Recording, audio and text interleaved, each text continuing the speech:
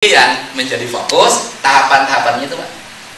Tahapan-tahapannya itu saya mohon maaf kalau akan membuat capek banyak orang. Dan nanti para kepala sekolah jangan aneh kalau saya tiba-tiba ada di ruang kelas. Saya tidak akan pakai patwal, mual, bung, jika nugri. Nah itu ruang kelas. Nah ini yang akan dibuat. Semuanya memiliki semangat. Terakhir, saya akan melindungi kepala sekolah seluruhnya selama benar dalam mengelola biaya operasional siswa. Saya akan kerjasama dengan seluruh stakeholder yang melindungi. Saya akan tunjuk pengacara di setiap kabupaten kota untuk tempat ngajinya para kepala sekolah dari pemerasan siapapun. Dan saya akan buat ruang layanan langsung pada saya kepala sekolah yang ada yang meras. Gak boleh lagi sekolah nanti beli barang ABCD yang tidak ada di BOS. Tidak boleh lagi melayani setiap hari orang datang ngaku wartawan, ngaku LSM, ngaku ya, belum tentu juga kan. Kemudian seperti pengaduan itu, kemudian tujuannya minta uang, jangan dilayani. Bikin ripuh Pak. Sudahlah, alat untuk mengukur saudara-saudara itu adalah audit inspektorat, audit BPK, audit BPKP. Di luar itu nggak ada punya kewenangan. Tidak ada lagi piknik, sekolah, bom. Ya, tidak ada piknik mah di imam masing-masing. Terus yang berikutnya suka ada tuduhan Pak jual LKS segala macam, yang itu hindarin, gak usah. Nanti kita rumuskan seragam sekolah jangan disiapin sekolah suruh beli siswana masing-masing, ribut omongan. Sudah jangan jadi penyakit, duit nanti sabaraha, untung naletik pi omongan nak cacapekeun teu budak asup sekolah we sina beli baju pramuka sorangan empek hanas mahal urusan maneh ngalin urusan urang. Sudahlah, jadi beban kita nggak boleh ada penjualan buku di sekolah. Udah sekolah guru. Terus yang terakhir saya minta dinas pendidikan, guru ulang lo penting aplikasi biarin.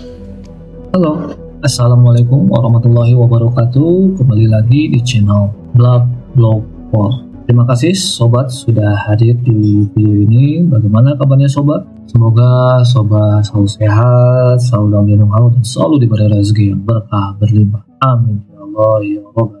Bayangkan ya, kalau sekolah itu bukan lagi tempat belajar, tapi ajang jualan seragam dan LKS. Gimana rasanya? Ya, ini emang selalu terjadi ya, dari tahun ke tahun emang selalu begitu ya. Bukannya fokus mendidik, malah sibuk mikirin untung dan rugi. Nah, ada berbagai dukungan, ini untuk modal apalah, untuk gaji honorer atau apa, padahal kan gaji honorer itu ada di BOS atau apa gitu kan. Tapi ya banyak yang notabene ya berdalih lah mencari pembenaran tersebut. Nah, baru-baru ini Kang Deddy Mulyadi akan ada kebijakan di Jawa Barat yang menegaskan sekolah bukan tempat berdagang, jadi nggak boleh lagi ada jual beli seragam, buku, LKS ataupun apapun yang membebani orang tua. Apakah ini solusi terbaik atau justru bakal bikin ribet? Yuk kita tonton aja diskusi Kang Deddy Mulyadi bersama tim Pemprov Jawa Barat.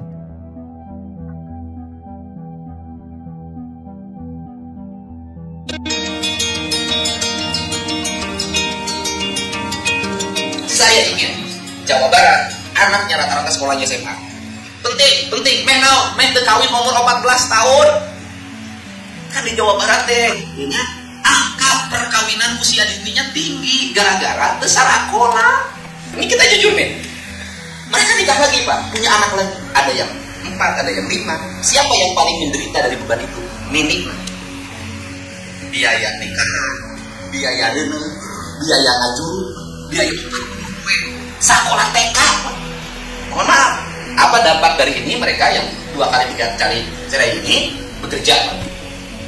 Di mana bekerjanya? Mungkin ada yang tertampung di industri, mungkin ada yang jadi asisten rumah tangga, mungkin ada yang bekerja di sawah. Tapi oke kan ayah bekerja atau tipe-tipe ngecekan pasek kan? Ada di mana-mana. Dan itu banyak orang Jawa Barat. Sedangkan Jawa Barat dia mengklaim sebagai provinsi religius. Kalau religius, provinsi Jawa Barat beresin. Nah ini yang harus dibuat. Caranya bagaimana? Ya walaupun caranya nanti bikin edaran dong pada seluruh daerah keluarga saat anak masih di bawah umur menikah, maka walaupun itu menurut kaidah agama mungkin diperbolehkan saja asal sesuai dengan syariat, tetapi dari sisi aspek perlindungan kesejahteraan, perlindungan anak-anaknya ke depan kan harus jadi bahan perhatian. Banyak juga yang tidak punya surat nikah. Aku gak surat nikah di contoh tuh kalau biar ini kan banyak yang tidak diperhatikan, apalagi yang bapaknya tidak ada dalam akte kelahirannya.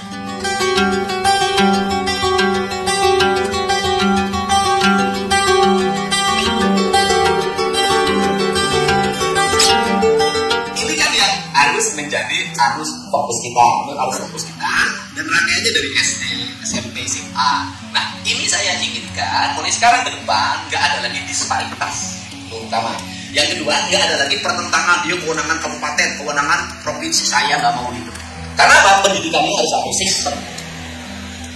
sistem, sehingga nanti saya akan mengorkestrasi semuanya dengan para bupati wali kota, dari mulai pendidikan dasar, pendidikan pertama, maupun pendidikan menengah. Walaupun sebenarnya dalam pendidikan kita itu nggak dikenal SGUT, yang ada cuma dua, pendidikan dasar dan pendidikan tinggi. Jadi saya dari dulu saya pernah bikin sekolah dasar 9 tahun, itu sampai nggak dapat bos. Kenapa? Nggak ada di nomenklaturnya katanya sekolah dasar 9 tahun. Padahal saya katakan pendidikan dasar itu 9 tahun. Jadi SMP itu kategorinya bukan pendidikan pertama, tapi pendidikan dasar harusnya. Dari pendidikan dasar terus pendidikan menengah. Di kita ini memang aneh-aneh. Nah, jadi kabupaten kota itu berkewajiban pada penyiapan sumber daya di pendidikan dasar, kan gitu loh. Provinsi di pendidikan menengah. Nah, ke pendidikan dasar ini saya ingin nanti ke depan kabupaten kota mulai merumuskan pendidikan berkarakter itu. Bagaimana anak-anak di sekolah itu bisa mengolah sampah, organik, anorganik, mengelola kebersihan lingkungan, menanam pohon-pohon yang pangan di sekolah, menanamkan pohon-pohon obat-obatan di sekolah, menanam pohon dapur di sekolah, membuat ruang penelitian sejak dini. Saya ingin ya, walaupun mungkin nanti kurikulum bagaimana, seluruh kurikulum ini mengarah pada produktivitas. Saya berikan contoh berulang-ulang. Pelajaran matematika misalnya, pelajaran matematikanya diarahkan pada produktif. Sederhana rumusnya. Pelajarannya adalah, nah, halaman rumahmu luasnya berapa, panjang berapa, lebar berapa. Oke. Kemudian halaman rumahmu itu dicangkul kedalaman berapa. Kemudian setelah dicangkul nanti disiapkan menjadi tanaman areal jagung. Satu lubangnya tanaman areal padi gogo misalnya kan. Satu lubangnya diisi oleh 3 butir gabah benih. Kemudian oleh kamu itu dan 3 benih itu nanti menjadi berapa batang. Dari sekian batang itu nanti menjadi berapa berapa daun. Dari berapa daun nanti berapa bunga. Dari berapa bunga menjadi berapa tangkai. Dari berapa tangkai ada berapa butir dalam setiap tangkai. Kemudian dari panjang lebarnya itu nanti ada berapa lubang. Itu anak bisa dari mulai pertama sampai umur 4 bulan padi sampai panen. Itu matematikanya hitung itu saja. Dan kemudian diarahkan pada arah penelitian. Bagaimana riset dilakukan? Maka tanah di situ dibawa ke sekolah. Dilihat labnya, berapa unsur haranya, berapa oksigen dalam satu butir tanahnya. Ini keren pendidikan ini. Saya nanti biaya laboratorium kasih kan ngerti anak. Jadi persyaratan padi agar subur, yaitu pH-nya harus berapa persen. Itu belilah alat pH-nya. Berarti kemudian nanti terintegrasi dengan peternakan. Setiap pelajar di desa, terutama di desa, itu pelajar laki-laki harus punya 2 ekor domba. 2 ekor domba itu melahirkan berapa butir kotoran. Dari 1 butir kotoran itu nutrisi pertaniannya ada berapa? Dirumusin. Nanti terintegrasi dengan biologi, terintegrasi dengan fisika, terintegrasi dengan kimia, nanti sampai ke arah marketing, bagaimana dia mengelola beras, apakah dijual langsung dalam bentuk gabah, atau kemudian dia bikin timbel, bikin warung nasi di sekolahnya, depan rumahnya. Pak, keren Pak.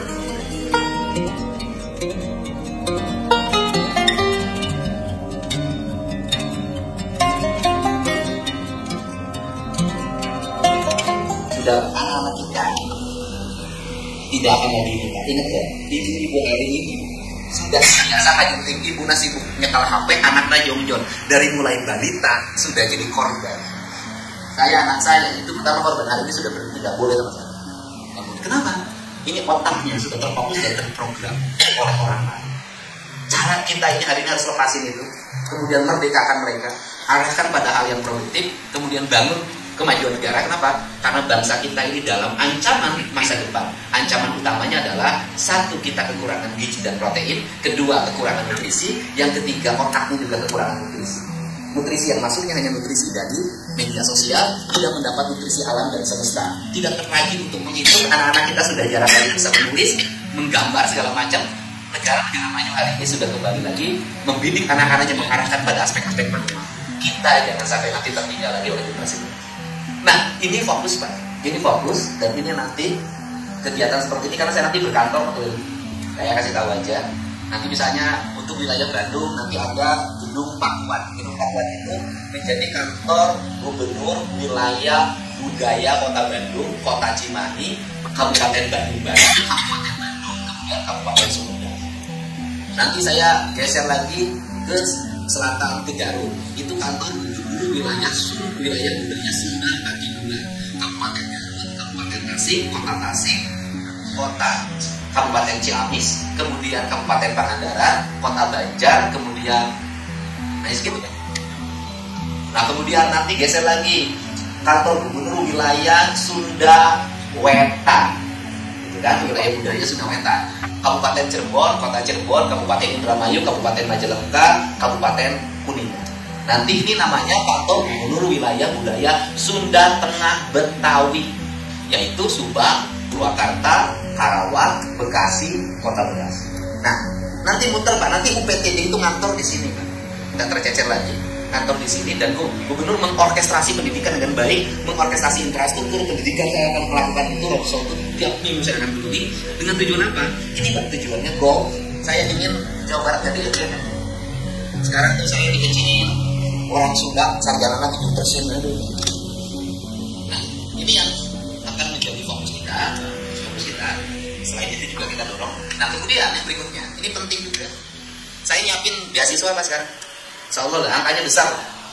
Yaitu saya kerjasama, bukan saya, Pemprov kerjasama nanti dengan ITB, UI, Unpad, dengan jurusan-jurusan tertentu yang itu akan menjadi penggerak ekonomi di Jawa Barat, engineer terutama.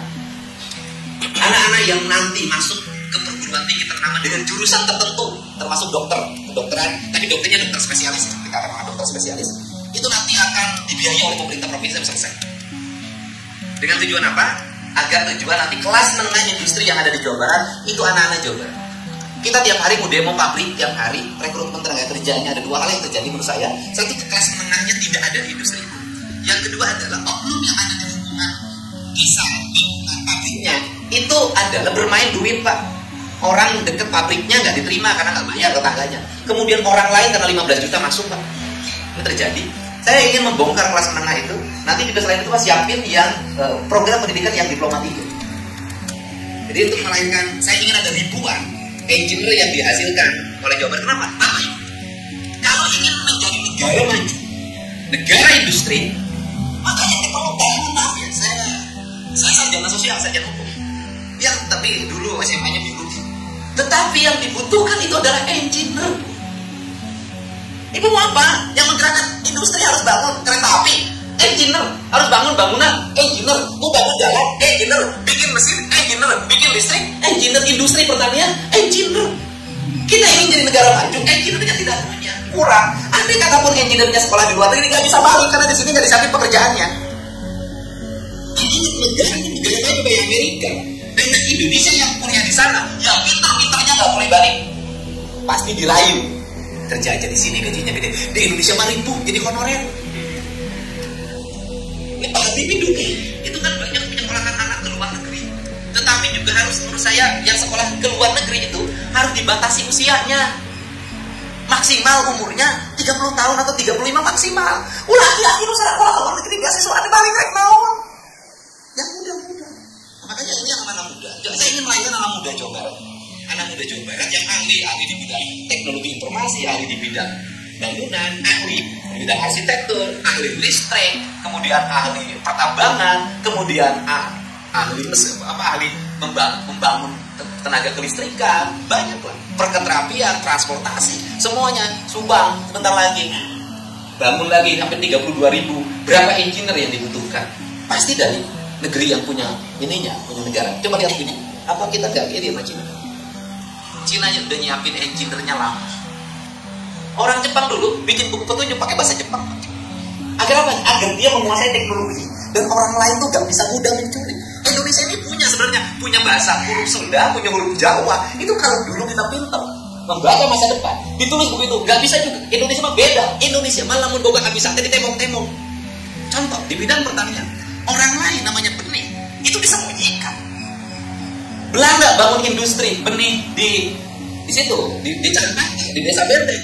Nggak bisa benih itu sudah tanam, kemudian binihan itu bisa, bininya nggak bisa lagi ditanam karena teknologi Indonesia mah lain. Manggu harus diumumkan, kayak namun beri binih manggu di mana? Akhirnya dengan jual jual bini, begitu bininya nyebar di mana-mana, bangunan karena sudah dicuri orang lain. Nah ini kita ini bager bisa kurang mah mesti betul tadi tempokkan. Gitu. Nah ini yang harus, nah ini yang sekolah-sekolah. Nah begitu sekarang SMK saya ngomong kayak kemarin kayak di Subang misalnya, mungkin juga SMK Jawa Barat kurang 7 kelas, penuhi 7 kelas. SMA kurang 4 kelas, penuhi 4 kelas. Pokoknya setiap kebutuhan ruang kelas baru di sekolah-sekolah penuhi, bangun. Gitu loh. Kenapa? Karena Pak Prabowo sudah mengisyaratkan investasi pendidikan adalah masa depan. Itu penting. Jadi bangun sekolah. Jadi saya ingin pemerintah Provinsi Jawa Barat memiliki kecukupan sekolah, kecukupan ruang kelas, dan yang paling utama adalah sekolah yang bermasalah. Tanah boga yayasan, tanah digugat, segera bayar, ngerakeun kurang teh beunghar. Wah, provinsi numpang kata nama itu. Triliunan gitu. Lupa. Nah, untuk itu ini yang menjadi fokus tahapan-tahapannya itu, Pak. Tahapan-tahapannya itu saya mohon maaf kalau akan membuat capek banyak orang. Dan nanti para kepala sekolah jangan aneh kalau saya tiba-tiba ada di ruang kelas. Saya tidak akan pakai patwal, muat, bome, jika beri. Nah itu ruang kelas. Nah ini yang akan dibuat. Semuanya memiliki semangat. Terakhir, saya akan melindungi kepala sekolah seluruhnya selama benar dalam mengelola biaya operasional siswa. Saya akan kerjasama dengan seluruh stakeholder yang melindungi. Saya akan tunjuk pengacara di setiap kabupaten kota untuk tempat pengasuhan para kepala sekolah dari pemerasan siapapun. Dan saya akan buat ruang layanan langsung pada saya kepala sekolah yang ada yang meras. Gak boleh lagi sekolah nanti beli barang ABCD yang tidak ada di bos. Tidak boleh lagi melayani tiap hari orang datang ngaku wartawan, ngaku LSM, ngaku ya, belum tentu juga kan. Kemudian seperti pengaduan itu, kemudian tujuannya minta uang, jangan dilayani. Bikin ribu, Pak. Sudahlah. Alat untuk mengukur saudara-saudara itu adalah audit inspektorat, audit BPK, audit BPKP. Di luar itu nggak ada punya kewenangan. Tuh, harus memimpin, harus melindungi juga. Sarua kepala sekolah, sarua lah kelompok itu. Biar saya juga dulu pernah ada kepala SK tengah gantung mana biar. Nah ini yang fokus. Yang berikutnya, kita juga harus maklumi Pak. Kalau saya ngobrol kemarin dengan kepala sekolah, dia sampai silpa lebih 350 juta. Tetapi sekolahnya tekor. Kenapa? Coba bikin komponen perencanaan bantuan provinsinya yang fleksibel. Misalnya di sekolah ayah samen, ya tenang tuh, jangan samen. Sekolah ayah muludan, ayah rajaban, ayah upacara, ayah lomba puisi, ayah lomba balap karung, ada lomba sepak bola, ada porseni, harus ada pos. Untuk OSIS, pramuka, ya kudu ngirim budak hadiah, masa ngalamin Allah ongkos Bapak. Nah, harus ada ruang fiskal yang di dana itu diperbolehkan digunakan kepala sekolah selama bisa dipertanggungjawabkan secara akademik dan secara moral. Itu setuju nggak? Ulah kamu tuh, pemerintah masuk aku, tuh udah papakan aku, di seorang itu kan kapan itu cuma aku, janganlah, jangan begitu fleksibel. Terus kemudian juga kita berikan ruang kepala sekolah untuk tenang. Saya lihat kepala sekolah zaman saya dulu gagah, kepala sekolah segaranya, masa sekolah, kepala sekolah siut, mobil halus, kepala sekolah itu benar-benar stres. Jadi kita juga jangan terlalu seragam kepala sekolah, anggap objek, jangan. Kita ini hanya kedudukan aja, kebetulan saya jadi gubernur, Bapak jadi sekda, kan tidak ditakdirkan jadi kepala sekolah. Malah mau ditakdirkan jadi penjaga sekolah, Pak. Siap. Tapi pusing. Nah ini harus ruang-ruang fiskalnya juga harus diatur, Pak. Harus fleksibel. Masa di pemerintah juga ketika ada bencana alam kan ada anggaran tanggap darurat. Ya marah pemerintah. Bayangin dengan kepala sekolah lagi harus di ruang di bantuan provinsi itu ada ruang di mana itu bisa digunakan kegiatan apapun selama itu berhubungan dengan dunia pendidikan. Terakhir, tidak ada lagi piknik. Sekolah, ya, tidak ada piknik dari masing-masing. Terus yang berikutnya suka ada tuduhan Pak, jual LKS segala macam, yang itu hindarin nggak usah. Nanti kita rumuskan. Seragam sekolah jangan disiapin sekolah suruh beli siswa masing-masing ribut, omongan. Sudah jangan jadi penyakit.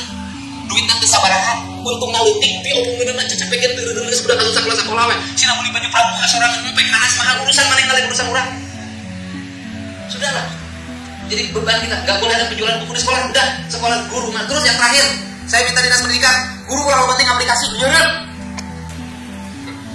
Tugas guru mengajar, lainnya laporan.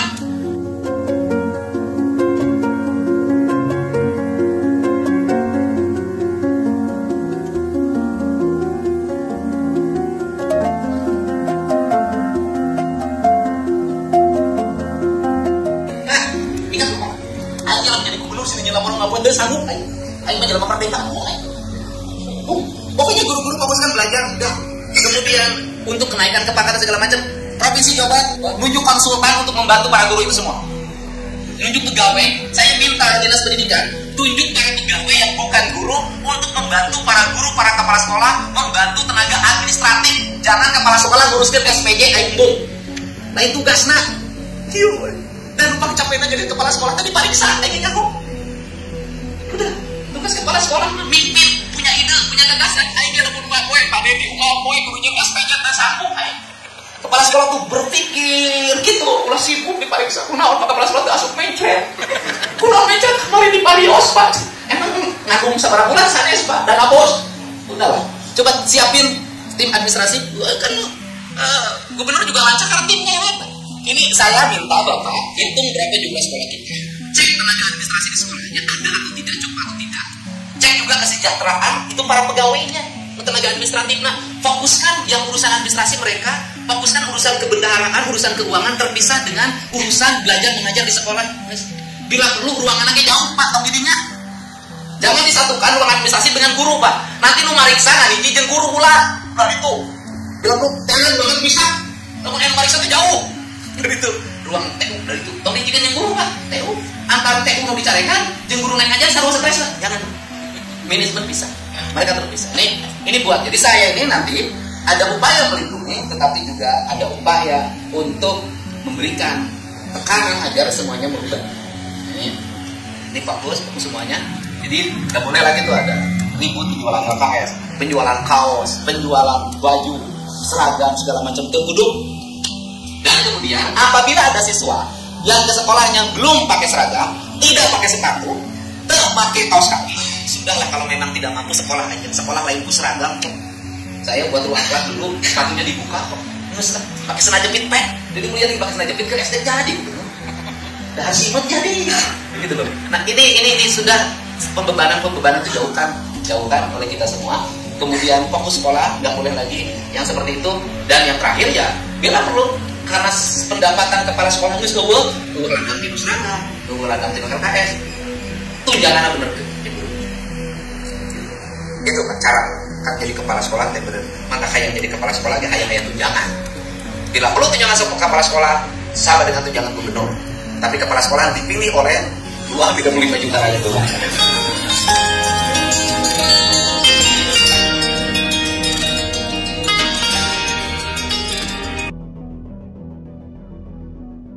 Nah itu ya sobat ya, ini diskusinya Kang Deddy Mulyadi yang membahas bagaimana kebijakan yang sebenarnya masuk akal ya. Banyak orang tua yang mengeluh harus beli seragam sekolah, harus beli buku ini, buku itu, harus beli baju olahraga, harus beli baju pramuka, yang kadang ya harganya lebih mahal ya.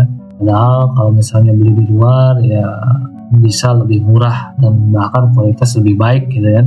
Nah, jadi beban-beban finansial ini ya Kang Deddy minta ya dihapuskan lah, jangan terlalu berpikiran ke sana gitu kan. Fokus kepada pendidikan.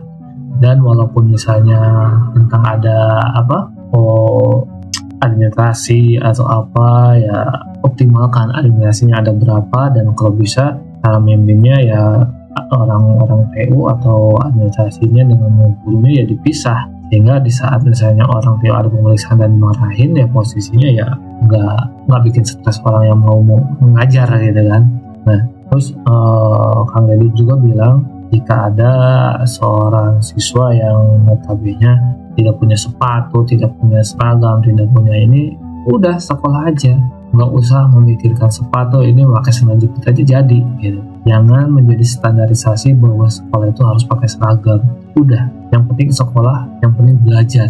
Itu usulan Kang Deddy Mulyadi ya. Ya walaupun ada harus mekanisme ya agar tetap rapi dan ya, seragam yang tanpa memberatkan lah gitu kan ya, harus ini.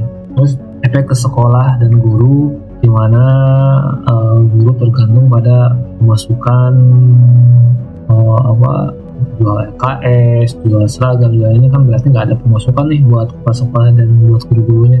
Berarti harus katanya Pemprov Jabar harus membenarkan tunjangan guru dan kepala sekolah itu karena udah nggak ada lagi pendapatan dari sini gitu kan, jalur non akademik lah ibaratnya gitu karena gagahnya. Nah, aturan ini bagus di atas kertas, tapi bagaimana pelaksanaannya, siapa yang memastikan sekolah benar-benar berhenti jualan seperti itu, terus nggak boleh ada piknik, nggak boleh ini harus ya dikelolanya sangat-sangat harus detail ya karena ya standarisasi kayak gini anak sekolah-sekolah belum tentu ya, apalagi kadang ya masih lah oknum guru atau oknum kepala sekolah yang kadang mencari keuntungan yang ini ya itu. Terus bagaimana pengen bahwa wajib 9 tahun itu kayak SMP itu bukan menengah, tapi bagaimana caranya bahwa yang menengah itu adalah SMA. Jadi SMP itu ya merupakan dasar karena wajib belajar 9 tahun itu menjadi dasar. Jadi bagaimana caranya nanti anak-anak itu bisa sekolah maksimal sampai SMA gitu. Nah wajibnya itu 9 tahun ya, benar-benar sampai SMP dan harus sampai SMA harus dipenuhin gitu kan. Kang Deddy Mulyadi juga bilang bahwa malu gitu dibandingkan bahwa sarjana di Jawa Barat itu hanya 7%, dia malu, ini lebih banyak lagi. Wah ini ya, sobat, gimana menurut sobat semua, kebijakan ini bakal bikin pendidikan lebih baik atau justru akan memunculkan masalah-masalah baru? Yuk tanggapi di kolom komentar. Ini idenya bagus, kita lihat pengaplikasiannya, kita awasi, kita terus kritisi jika ada yang tidak sesuai dan jika tidak sesuai maka kritisi, jika bagus terus dukung, terus awasi, terus pantau. Nah gitu ya. Oke sobat, jangan lupa ya untuk like dan share video ini, dan bagi sobat yang belum subscribe mohon subscribe-nya ya. Terima kasih sudah nonton sampai akhir video ini. Wassalamualaikum warahmatullahi wabarakatuh.